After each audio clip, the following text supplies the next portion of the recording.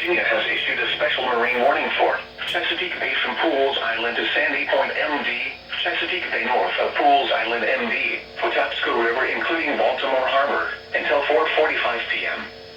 At 3:20 p.m., a strong thunderstorm was located over Back River. The strong thunderstorm was nearly stationary.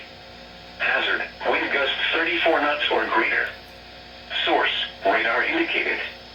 Impact, boaters and small craft could be thrown overboard by suddenly higher winds and waves capsizing their vessel. Locations impacted include Fort Smallwood State Park, Park Miller Island, 7-Foot Knoll, Pools Island, and North Point State Park. Frequent lightning is occurring with this storm. If caught on the open water, stay below deck if possible. Keep away from ungrounded metal objects.